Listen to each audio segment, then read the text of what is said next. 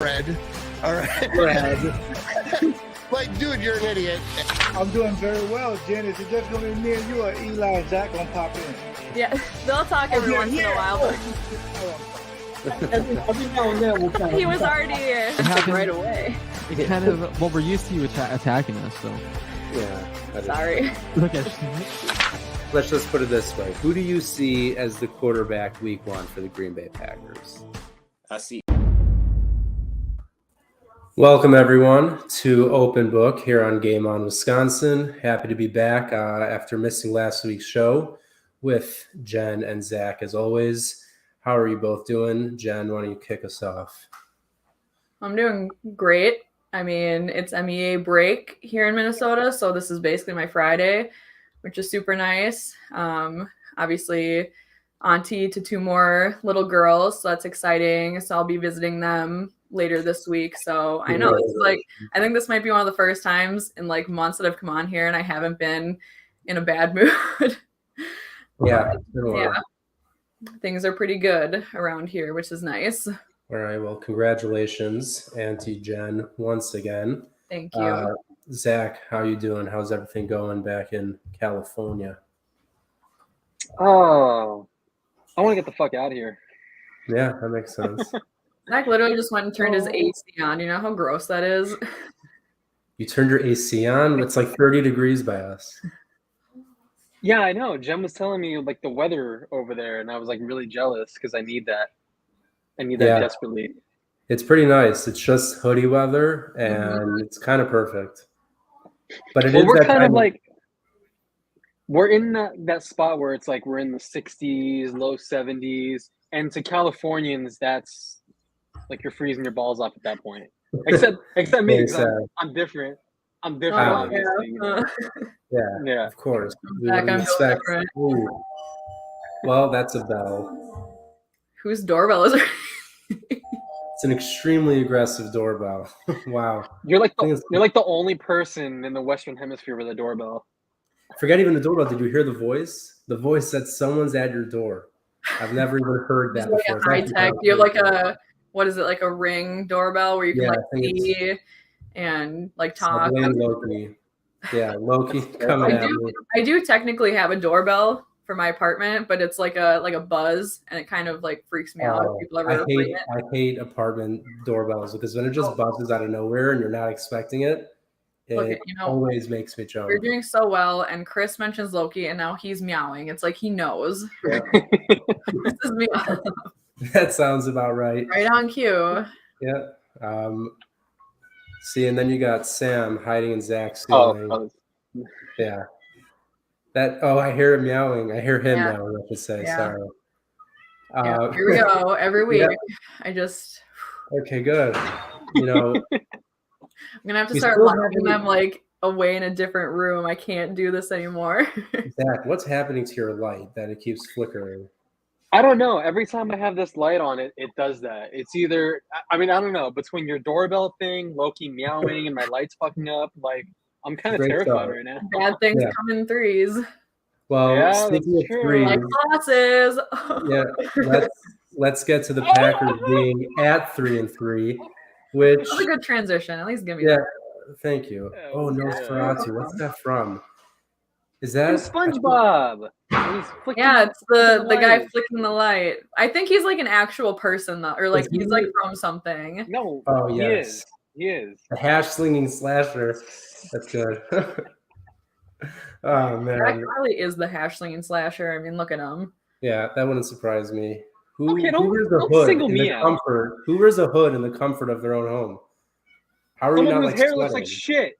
Someone whose hair looks like shit, so he threw on a hat and put on a fucking hoodie with it. Okay, that doesn't. Comfortable.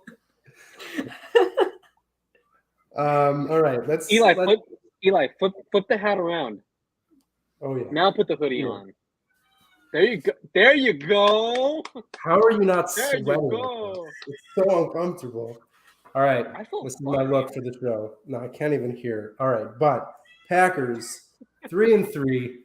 Just lost consecutive games to the Giants and the Jets. I actually kind of blame myself for this week's loss because the whole last week I was upset that I missed our show and I couldn't complain about the loss to the Giants. So now I have a chance to double up on complaining about 2 straight losses to the Giants. Eli, what was funny is the only thing that you had us say on your behalf was like they should not have 20 or less touches, and they had 19. Yeah, that was like the one thing I cared about. Your honor. I was watching the game, and I showed that message to my brothers and my dad, and I said they saw that the only thing I wanted was 20 carries between Jones and Dillon. Didn't get it.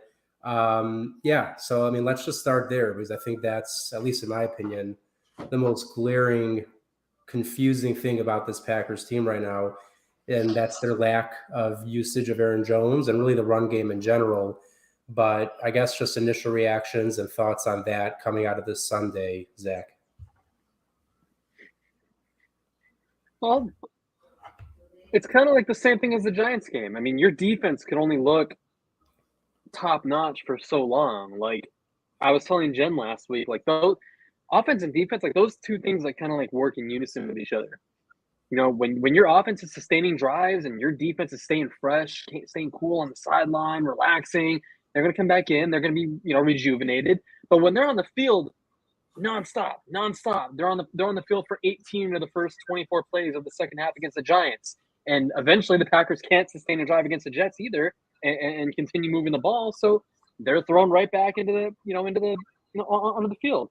So those things work in unison with each other. And when the Packers they can't sustain drives, they're not getting the running game going. I mean, when this whole offense is constructed through the offensive line and everything starts up front, whether it's the running game or using that to build in a play action and create some of those deep shots, create opportunities downfield or even underneath, like everything works together. And when that fails, when the offensive line looks as bad as they did against the Jets, like they looked like that was one of the worst offensive line performances I've seen since Don Barkley was on the team. So you love randomly bringing up Don Barkley any chance you can. It's great. Yeah. So, when they play that badly, then everything else is going to fall apart. And I mean, that's kind of what we've seen. And now, granted, they're only 3-3.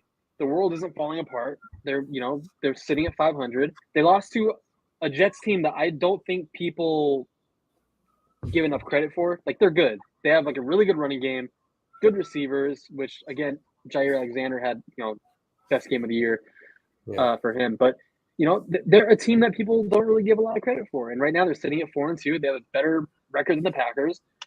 It's 3-3. There's 11 games left. I think there's time to figure it out. It's a very, very, very long season. We watched them go 1-2, 3 consecutive years, to open the year. So they'll figure it out eventually.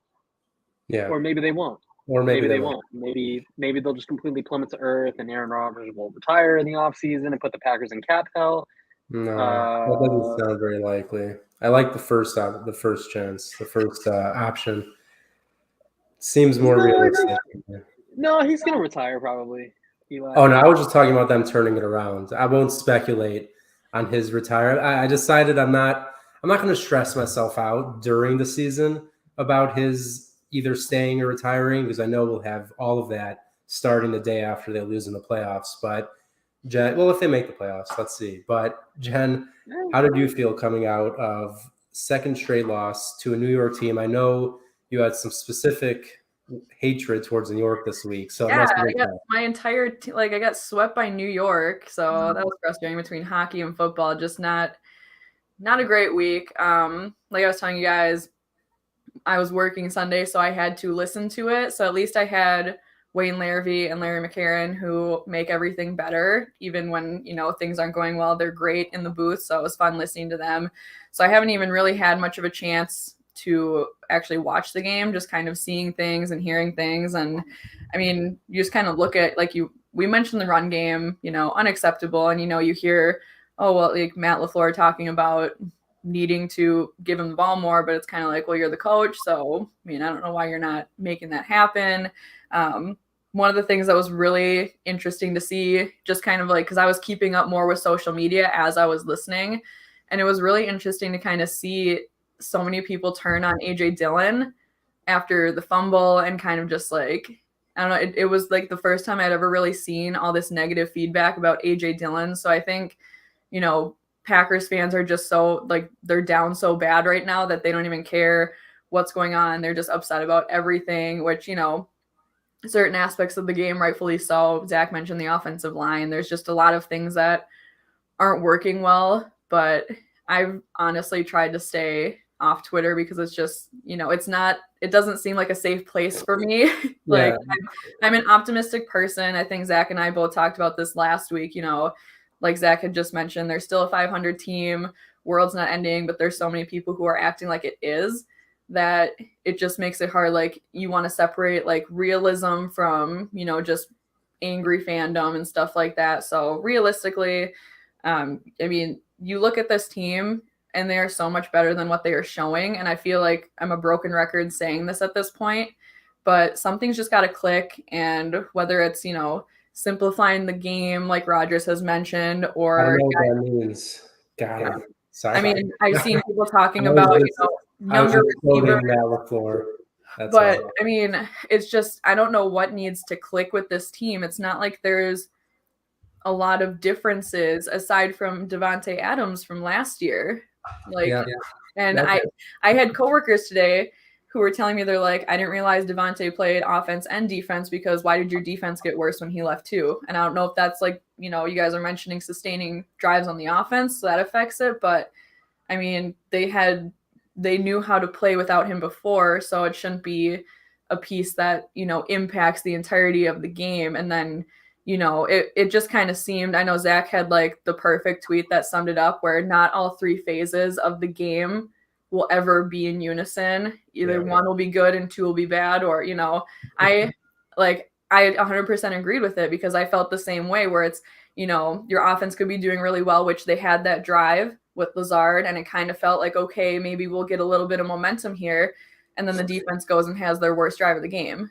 And you just it kind of kills everything. So it's like they're never working together. And then special teams comes out and they're doing okay. And then all of a sudden they have block punts for touchdowns and, you know, just like pure chaos. And then all three of them were just doing bad at the same time. So, I mean, if you can get at least two of them doing okay at this point, I would take it. But it's just, it's frustrating because there's really no reason, you look at this team, why they should be playing the way that they are. And I don't know, at this point too, I'm a big Josh Nijman fan. I want to see him get out on the field because he's too good to just be collecting dust on the sideline. And obviously what's happening on the line isn't working.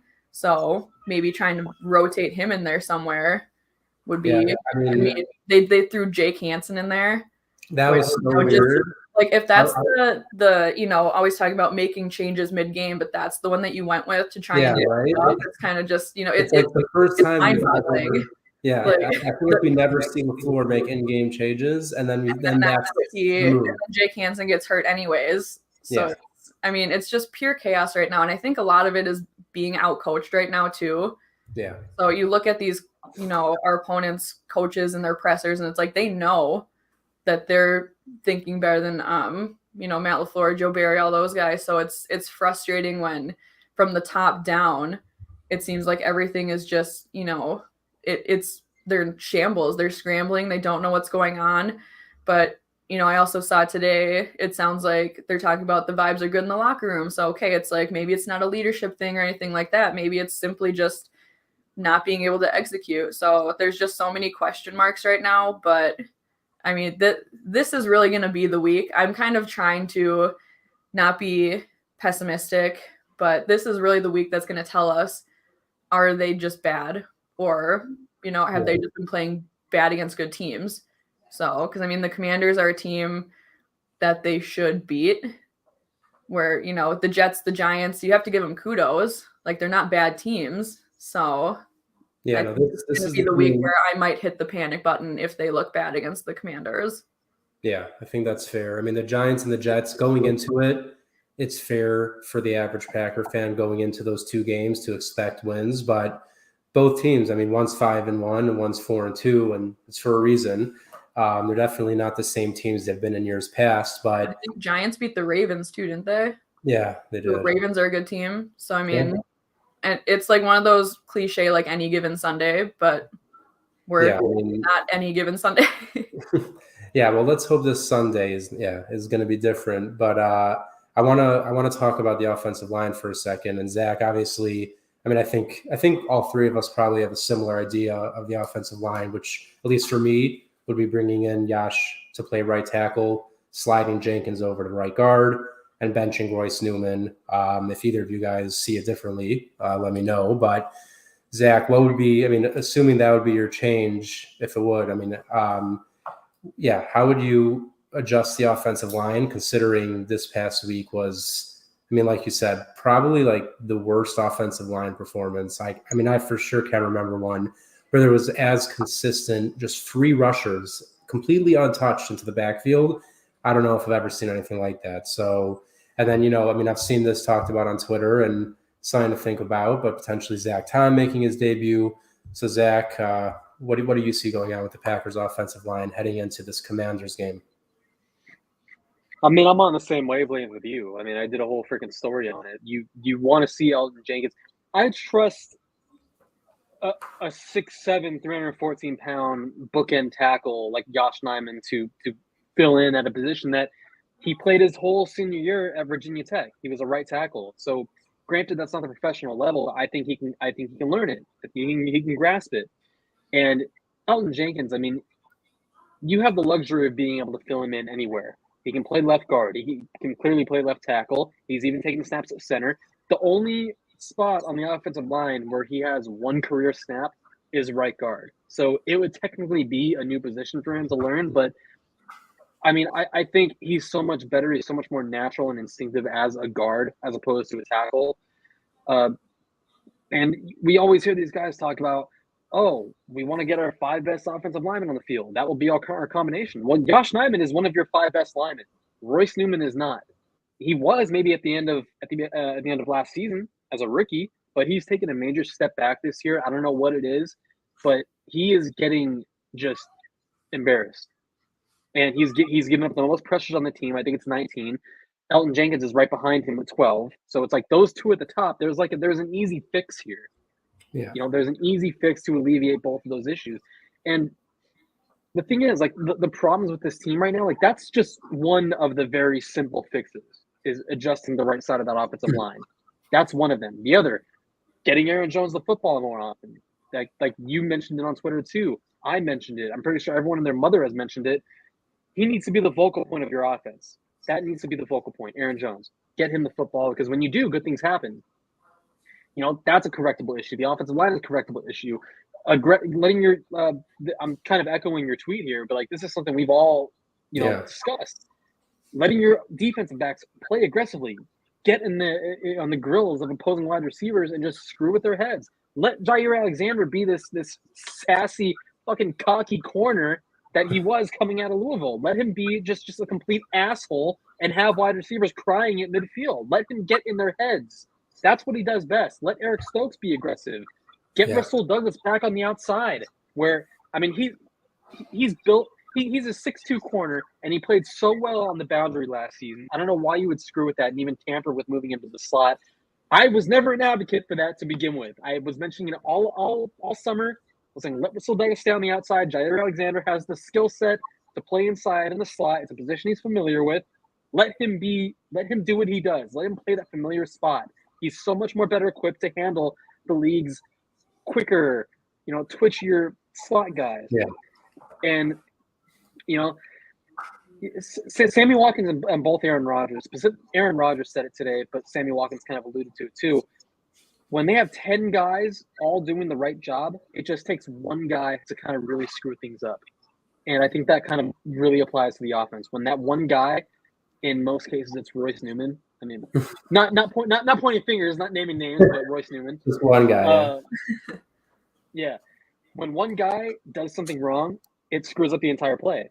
And I think that kind of ties into the whole simplification of it, because if all it takes is one guy for that entire fucking play to fall apart, then maybe you do need to simplify things. Maybe you do need to take a step back and kind of acclimate the offense to better accommodate these young players, these young wideouts.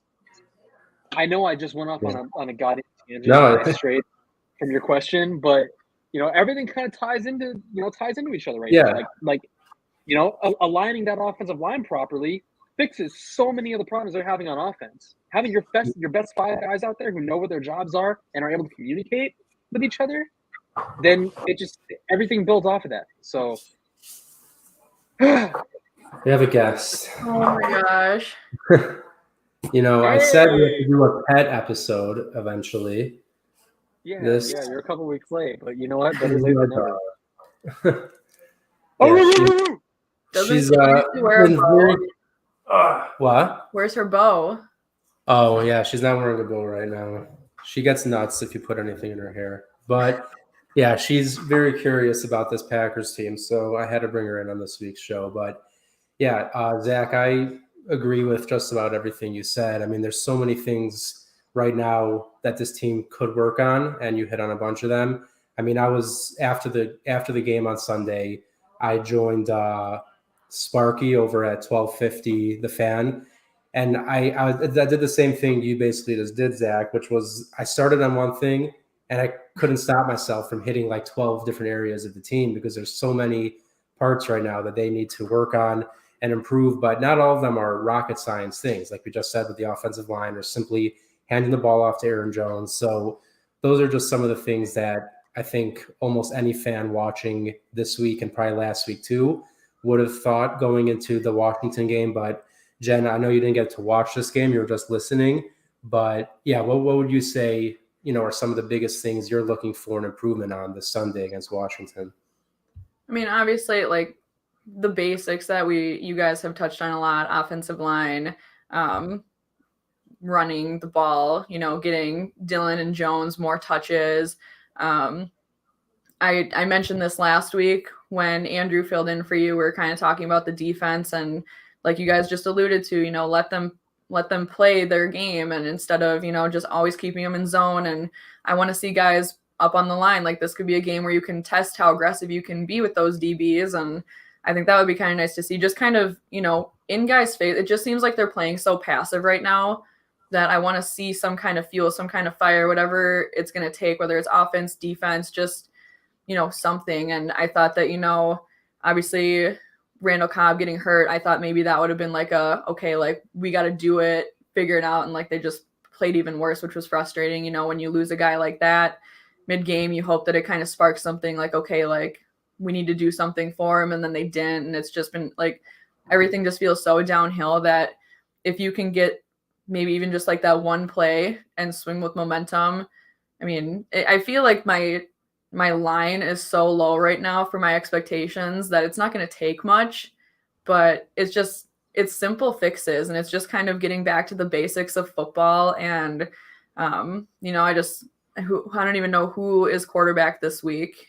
So yeah, I was actually Heineke? Taylor Heineke, yeah. Okay, which I think actually almost a year ago now, I was in LA and we watched the Washington game together, me and our good friend Jamie. That was fun.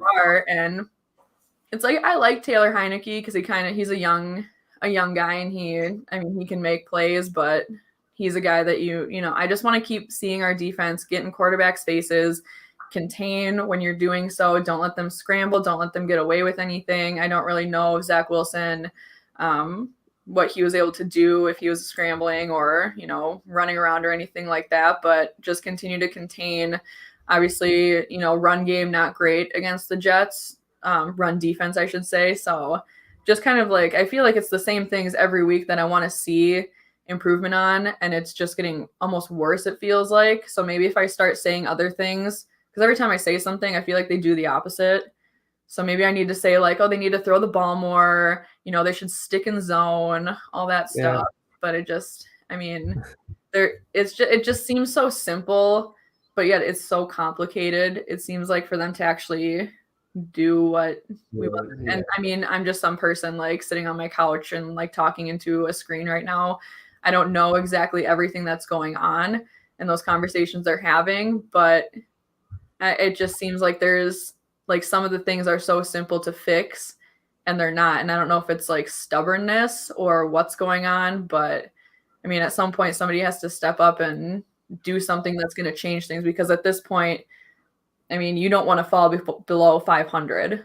So No, you got to stay. especially going into Buffalo next week.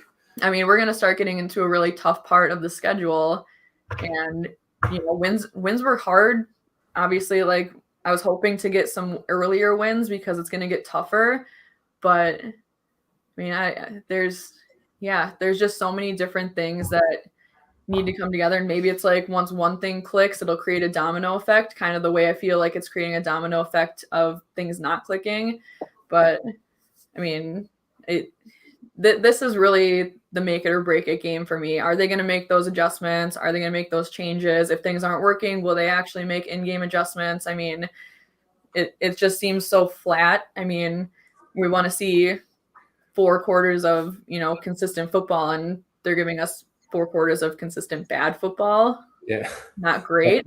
But I feel like this is the first time in like Rodgers' career probably that I feel like I'm more excited to see the defense. And it's not even excited. It's just more of a relief to not see the offense struggle so much.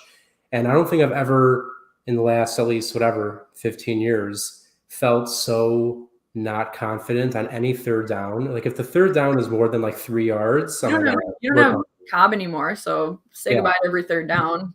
Like I usually am someone who has close to no faith in the defense, but keeps faith in the offense. But right now it's pretty reversed. And I'm just like hoping for the defense to, sack, force a fumble, pick someone off, which I believe they only have 1 interception this year, which is pretty awful.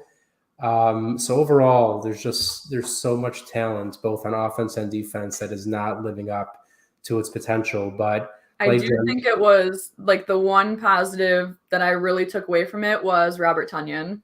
It was nice to see him have a good day. So he kind of he stood out on the offense for me. Fun to see him finally kind of back in his mojo. So, I mean, hopefully he continues to be a big piece. And, I like Robert Tonyan, and it's just another thing where it's like, okay, is he getting more comfortable now? Kind of finally hitting that stride post-injury. So maybe he'll get. You're gonna need it without Cobb. Without Cobb in there, Tonyan will be more used, I'm sure. But yeah, 10 catches for 90 yards. That's awesome. I think he broke a single game tight end record, right, with the 10 receptions. So that's amazing to break a record of It wasn't all bad, you guys. There was some positives. It's okay. Yeah. And to add on to that, and to add on kind of like the whole rant about Joe, or the aggressive corners earlier, Jair Alexander did play 7 snaps in the slot. Of the 22 that he played in coverage, 7 were inside in the slot, and he only had like 2 through the first five games. It's progress. So baby steps, and of course a lot of that is going to be dictated by whatever the matchups are on offense. Like I get it, but you let him follow the opposing team's best receiver. I mean, he blanketed Garrett Wilson. In my opinion, I mean, I do agree that like on the average 3 wide receiver set, he is most suited to play in the slot. But I also think that he has the ability to just follow the best receiver. I mean, he essentially followed Garrett Wilson on Sunday. Yeah. And I feel like he could follow Terry McLaurin and then Stephon Diggs and then Amon-Ra St. Brown. And I don't care if you're in the slot or if you're on the outside. Like, he can play both. So I don't know why he's not really following more often. But I would agree that if they – but I would feel more confident, though, with him in the slot and Stokes and Douglas on the outside than either one of Stokes or Douglas in the slot. But I don't know I don't know if I like it enough that I would put Stokes or Douglas on a clear wide receiver 1 and have Jair on a random slot receiver. Like, you have to pick your battles. Exactly. It has to be like a fluid thing.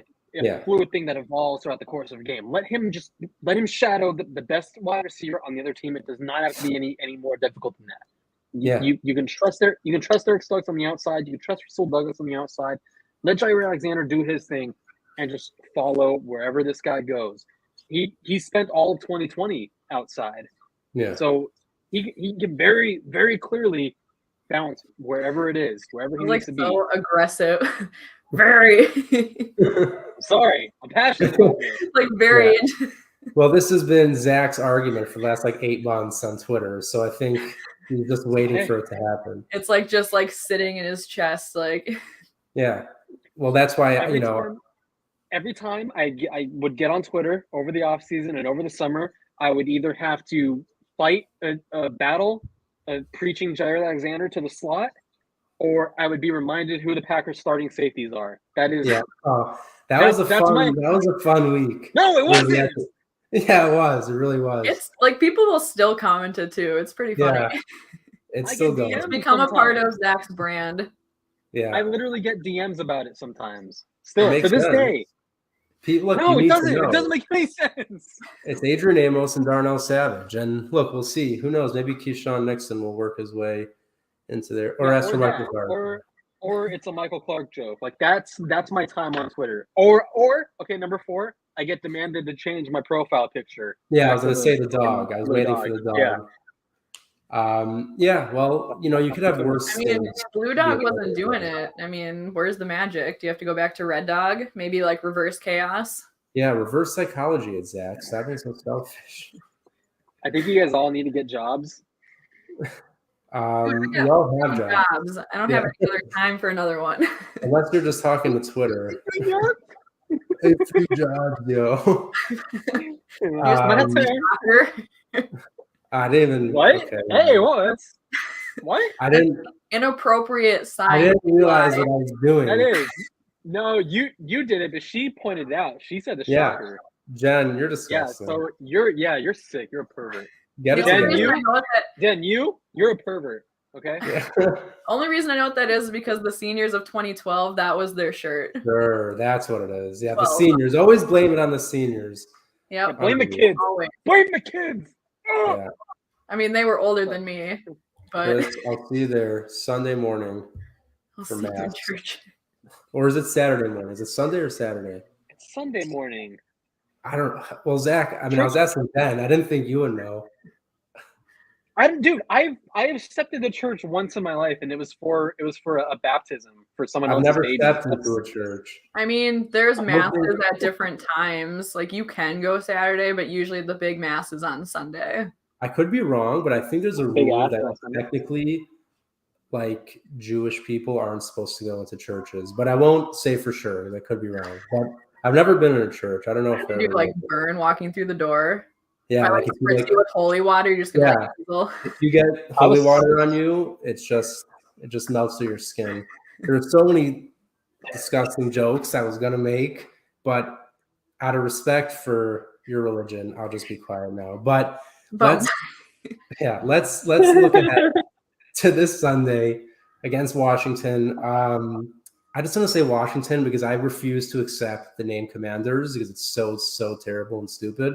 So Washington football team. That's what I like. Honestly, I would have stuck with that. Jen's gonna say the R word.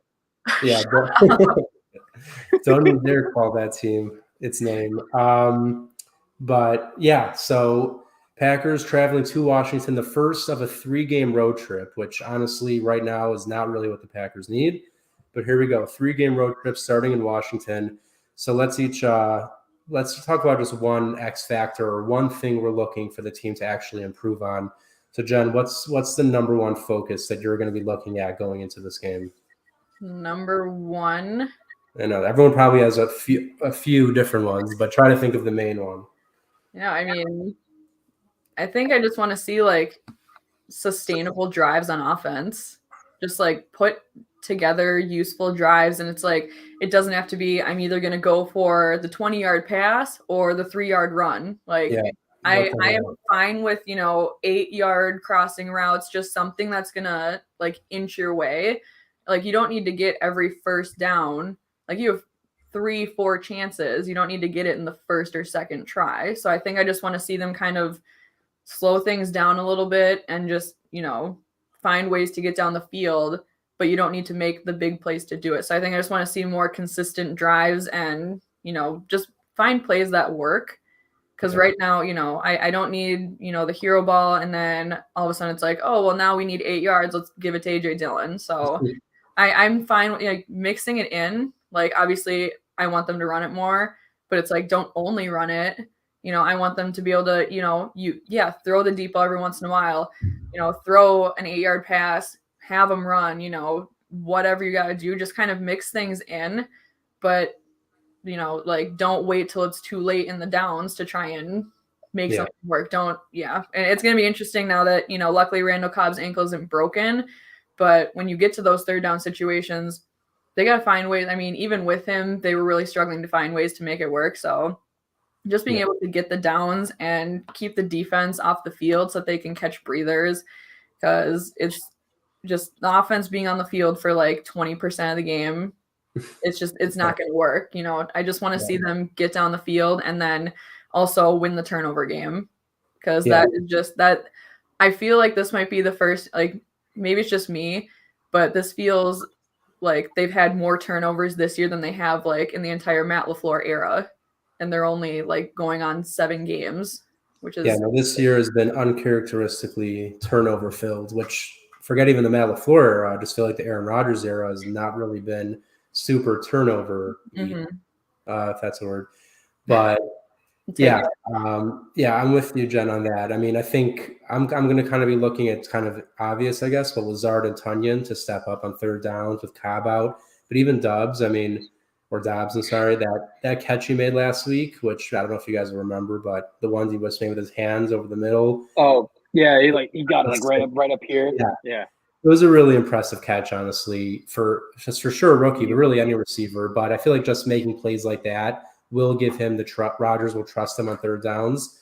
So, but like you said, I mean, overall, it doesn't matter if it's a veteran, a rookie, a run, they need to start converting third downs. And like you said, sustaining drives. But Zach, how about you? What's the number one thing you're going to be watching out for this Sunday? I mean, it sounds redundant, but running the football and establishing the run, taking the pressure off. Pick something else. I'm just kidding. All right, I'm gonna go fucking kill myself. It's running the football and taking the pressure off of that pass rush, because they're like at the top of the league in terms of sacks and pressures. Yeah. So, and that's without Chase Young. So like this has the potential to be like a really good defense down the road. But right now they love to get at the quarterback, and the Packers offensive line is a major weak spot right now. So figure out a way to run the football and have success doing it to mitigate some of that pass rush. So that's going to help you with the play action attack. It's going to help you with everything. So running the football, but going a little deeper than that, I don't mean just, give Aaron Jones the ball 20 carries a game. Give AJ Dillon another 20. They need to be running under center. Yeah. Run the ball under center. Eliminate so many of these like shotgun RPOs that they run, because their offense is one-dimensional when they do that. And I get it. RPO, you have the option run or pass. That opens up a door to all kinds of possibilities. But they need to have Aaron Jones run under center. Okay, so enough of this shotgun RPO nonsense. It's great if you want to get Aaron Jones the ball as a receiver, as a pass catcher, because that's always the option. That's always ideal. But when he's averaging 5 yards a carry when he's running under center, and 6.5 when they're running out of the shotgun. So a good mix between the both of them, and just not like a full time, this RPO offense. Maybe that's part of simplifying things. Maybe lessening how often you do that will kind of help simplify things. I don't know. I'm not in those offensive meetings, but I just feel like they need to stop. Give Aaron Jones I think it was a former running back. I don't really remember, but someone on Twitter, it was a former player, said something about it's so much easier for a running back to when the play starts under center, when the quarterback is turning around, turning his back to Aaron Rodgers hates turning his back to the defense. We know this. He talks about it occasionally, but a running back kind of getting that start from the backfield and being able to just kind of pick his holes in the offensive line, that just makes his job so much easier. So I feel like if the Packers just kind of, commit to that a little more, then they're going to start seeing, varied results. They're not going to be seeing so many, especially from a defensive perspective, when you look at the Packers offense and they're running all these RPOs. And like, let's say, for example, you got Mercedes Lewis on the field and AJ Dillon, you kind of know they're going to be running the football. Yeah. Okay. So as a defender, when I'm looking at this offense and I see those two guys, I kind of know what the fuck is about to happen. Okay, it's a one-dimensional approach, and they need to just figure out a way to kind of limit how often they do that. I'm not saying eliminate RPOs completely, take those options completely out of Aaron Rodgers' hands. I'm not saying that, but get Aaron Jones some of these opportunities from under center. So Yeah. that's going to be one thing that I'm really kind of honed in on. Yeah, number one, obviously, like you said, running the ball, but also specifically doing it under center. I mean, I don't know the exact percentage, but I feel like Rodgers was talking about it somewhere with so many of their runs being out of shotgun, which at times I definitely don't mind, but A.J. Dillon for sure seems like more a back that would be better taking handoffs from under center. And the same goes for Aaron Jones when he gets the chance to get a little bit of momentum and start, Jones just kind of glides with the ball. And I feel like if he's running before he gets the ball, he already starts that momentum as opposed to starting 5 yards behind the line of scrimmage at a dead stop with the ball and trying to make moves from there. So I definitely want to see that. And here, I can tell you right now, Aaron Jones, he has 61 touches from under shotgun, 61 touches, and 26 when the Packers line up from under center. So yeah, right there. I mean, and then even looking, beyond just where he's getting his touches, but last week Aaron Jones got his least amount of snaps of the entire season. Jones had 56% of the snaps. A.J. Dillon had 49% of the snaps. This isn't a rip on A.J. Dillon. We all know A.J. Dillon has a very important part of this offense, and he's a very talented young running back. But Aaron Jones is so freaking good. It's just, I don't know the last time the Packers have had a running back this talented. Probably not in my lifetime. I don't know if anyone that I've watched on the Packers has the level of talent that Aaron Jones has.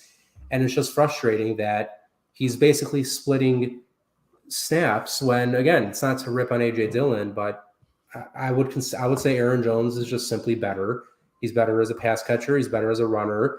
Maybe he's not better as a blocker. I could hear that argument, but still, Jones should be out there for more than 50 to 60% of the snaps. And even beyond that, if you want to make the argument that Jones may be in his last year in Green Bay, which looking at his contract, it's not the craziest thing to think of, he should really be getting as many touches as he can physically handle and let Aaron Jones not handle a ton of touches and have him as your future running back. So I'm with Zach totally. I could go on and on about the running game, but what I want to see most this Sunday is actually Aaron Rodgers having some semblance of energy to him whatsoever, because I just feel like he doesn't have any energy. I just feel like he's out there, and if things go well, he's kind of just like, okay. And if things don't go well, he's also kind of just very even keeled. And it's nice, you don't want to necessarily see him pulling a Tom Brady, having a temper tantrum on the sideline, but I want to see him, if your team is getting your ass handed to you by the Jets,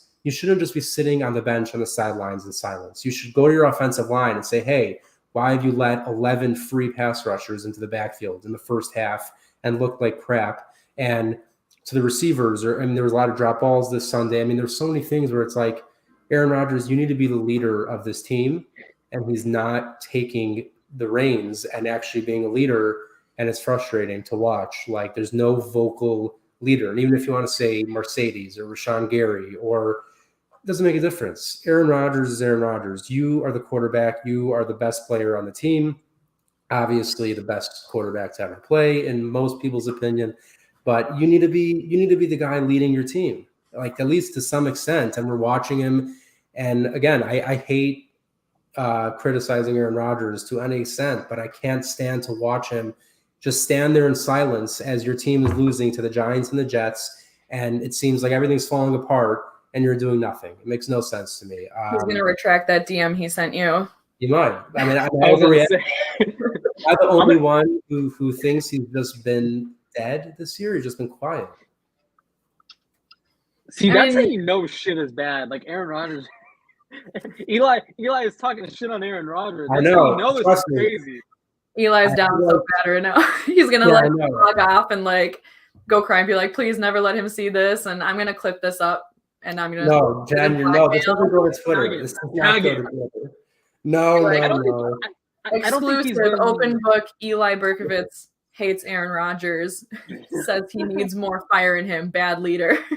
Unbelievable. Andy called him a hippie. A hippie's not an insult. He is kind of a hippie. Oh, he is a fucking hippie. Yeah. I don't think he's been like. What word? I feel like he's usually like that though. I mean, he is, honestly. He's not a super vocal guy, He's but not he like should a be more vocal. in your face, like From what we whatever. know, yeah. From what we know, he's never been the guy to run around and grab dudes by the Yeah. collar and shake them around and scream. Like every once in a while, he'll have like those like moments, but it's not like a, it's just not. It's not him. But it's frustrating. I wish it was, honestly. I wish he would be. Go tell him. The most emotion you get out of him is when he's throwing his hands up or he gets pissed. It's the only time he shows emotion. He's pissed. Glaring at somebody or shaking his head.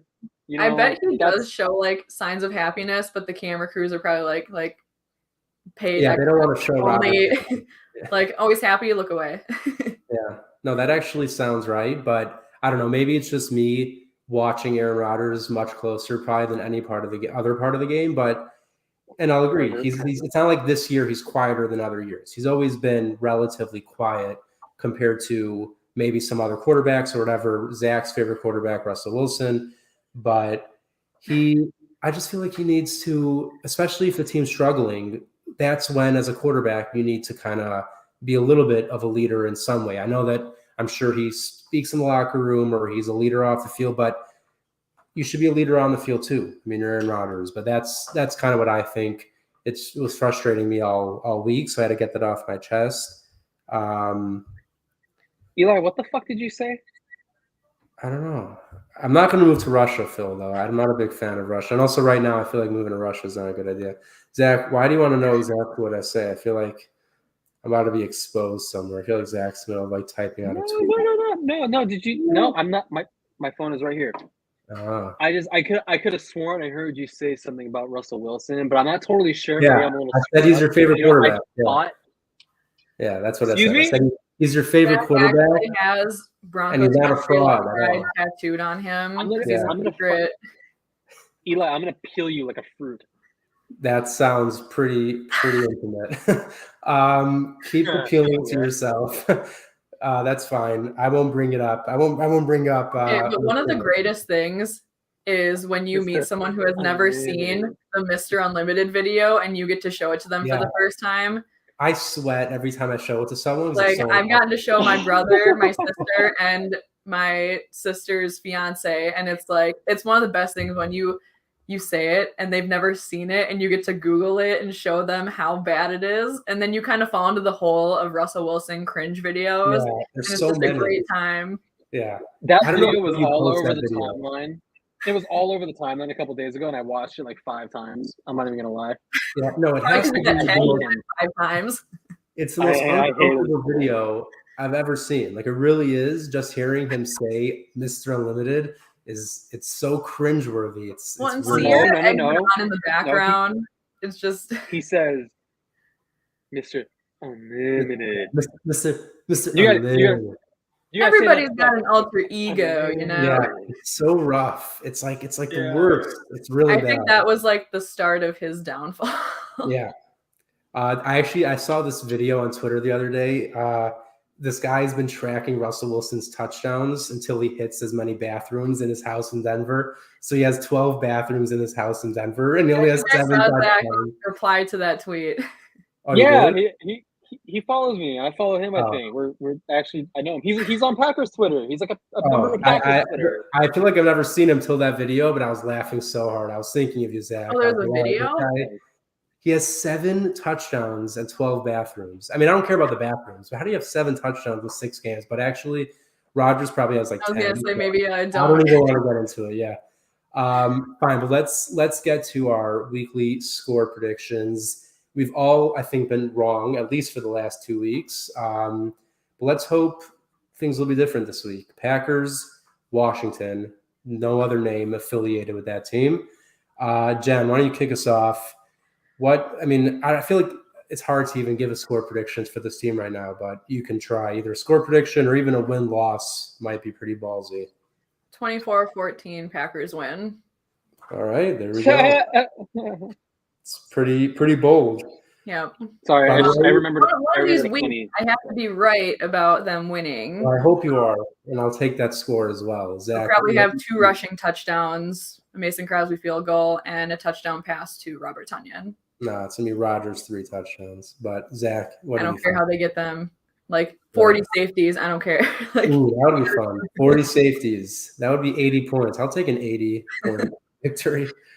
I mean, whatever you got to do, just get more points than them, please. All right, I'm begging. For the sake of my sanity, I cannot keep going to work where they track the NFC North standings. And my coworker today gave me nucks. He's like, now you know how we all feel. Like, I don't want to feel what Vikings fans feel. Well, like that was really like a low for me. I'm surrounded by Bears fans who literally don't even watch their own team. At least the Vikings can say they're 5-1. Bears fans don't even watch the Bears. They just watch the Packers and hope they lose so they have something to smile about on Mondays. But yeah, we could laugh at the Bears real quick for losing. What was the score? 12-7 or something to the Command. 12-7, I think. Yeah. Whatever it was hilarious. Which that is game why was we so can damn funny. really not lose to Washington I or cannot believe that the Bears lost the way they did. It honestly makes the weekend a little better to look back on. Zach, do you see the Packers losing in such fashion, or do they actually get their first win in almost a month? Oh, when you put it like that, yeah, that's gross. I know it's sad, but it's true. I say 20-10, Packers win.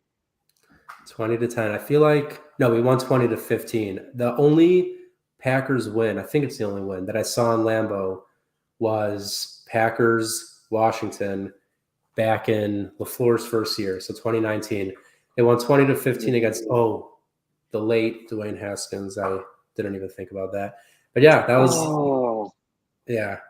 that was a wild day and a wild game. I actually almost got kicked out of Lambeau Field that day, but that's a story for another time. All right, so we got 24-14, 20-10. I'll go a weird score, 26-17. 9-point win for the Packers. I think they figure out they don't fully get back to normal, but they get at least a few quarters of good football, enough to win, and we'll worry about Buffalo next week. But yeah, right now 3-3, hoping to come out of Washington with a win at 4-3 before heading out to Buffalo, which is obviously going to be a very difficult game. But everyone, laugh when they lose to Washington and then beat Buffalo. Right, that would be pretty classic. It would just be so like Packers fashion right now to do something stupid like that. Yeah, I hear that. Mentally preparing for it. Who they lose last year? They beat San Francisco in week 3, I think. Right? Who they lose to in week 2? And it was like, I think Minnesota. We didn't start 0-2 this year, did we? No, I think we started 1-1, and then we beat San Francisco. No, last year was the home opener against the Lions, I think. I thought last year was the Saints game, not in New Orleans. Yeah. They got their ship pushed in by the Saints in week 1. Then they had the home opener against the Lions. And then they played the 49ers. All right, so I was off on that. So forget that entire thing. But either way, Packers, in the words of Al Davis, just win, baby. Just freaking win. Please. Before we head out, everyone, as always, make sure to check out Zach and all of his incredible work on Twitter at @ZacharyJ. Still not used to. I know it's been a long time, but I still keep thinking it's the same thing. Give it a rest, lady. Jen at BigMac_4 and myself at Book of Eli _NFL. And at the bottom of the screen, as you see right there, you can follow Game On Wisconsin at Game On WI, and make sure to subscribe on YouTube at Game On Wisconsin. Everyone, thank you for tuning in. We'll see you next week at 4-3. I said it. It's going to happen. What you think, Fred? All right. Fred. Like, dude, you're an idiot. I'm doing very well, Jen. Is it just going to be me and you, or Eli and Zach going to pop in? Yeah, they'll talk every once in a while. He was already right away. It's kind of, well, we're used to you attacking us, so. Yeah. Sorry. Let's just put it this way. Who do you see as the quarterback week 1 for the Green Bay Packers?